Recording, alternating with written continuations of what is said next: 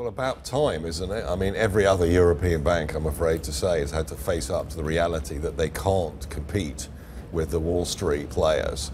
Go UBS, Credit Suisse, and even further back, the British banks.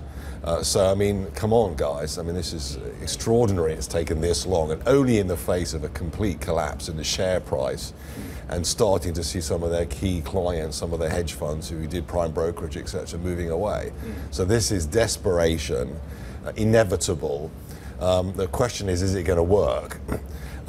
Eventually it will do, but it's going to be far more painful. I mean, I think the provisions they've talked about are not nearly adequate enough. I mean, Deutsche Bank, if one compares it with some of the other Europeans who've done similar exercises, is far bigger, fingers in all sorts of different pies, an enormous derivatives book. All sorts of issues are going to crawl out of the woodwork, I'm afraid. Getting rid of all those numbers of jobs is very expensive, particularly in Europe, particularly in Germany. It's going to be very, very difficult. And then ultimately the strategy of effectively kind of doubling down on the German corporate market just at the time, which is sort of my pet theme, which we'll come to in a second, when maybe the German economy is really rolling over, that in itself is not a key to profitability. So it's a mess. They had nothing else left to do. It's extraordinary it's taken this long. I think the chairman should resign. I mean, the notion that he can just sit there and hold out and have a nice party for the 150th anniversary is again not a great advert for decisiveness, not a great advert for actually saying, hang on a minute, who was responsible for the extraordinary amounts of money that have been thrown away, and also the remuneration. I mean, there's lovely stories over a few years that how many of the Deutsche Bank employees are making over €1 million a year at a time when the shareholders were getting torched. So huge mess. This is a fifth strategic plan in the last 7 years. Well, all of that under Leitner's watch. What jumps out the timing, though? I mean, this is 2019, a number of years on since the financial crisis, and it is basically the biggest job cuts that we've seen since HSBC back in 2011. Is this the trigger for more job cuts around the rest of the banking sector? If you've got one bank cutting back and reforming, overhauling its entire system, could you see others follow suit? I think I do. I mean, unfortunately, there's a few factors at play here. I mean, first of all, disintermediation and technology.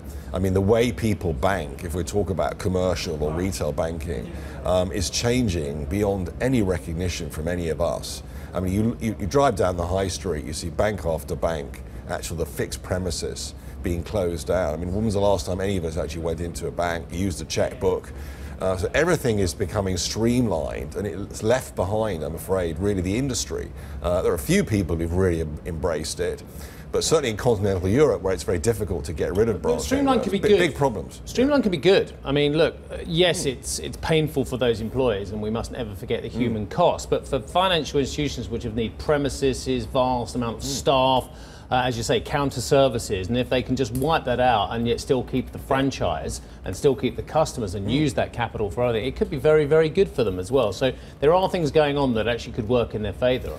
Correct, but competition, I mean, in the UK, we've got some new startup banks like Starling and one or two other internet-only ones. The question is, who's going to eat whose lunch? What's going to be left at the end of the day? And then the second reality is that actually in the securities business, there's also extraordinary amount of disintermediation, fee compression, margin compression, regulation, all sorts of issues. So at the end of a bull market, I mean, maybe we've got a bit longer to go. I mean, nobody really knows. But if effectively Wall Street, or if I call it the city, financial services in Europe, is not profitable now, what's it going to be like in a bear market? Hi, I'm Joanna Bersecci, and thank you for watching. You can check out more of our videos by clicking on the boxes on the screen. And don't forget to subscribe to our channel for more from CNBC International. Thank you for watching.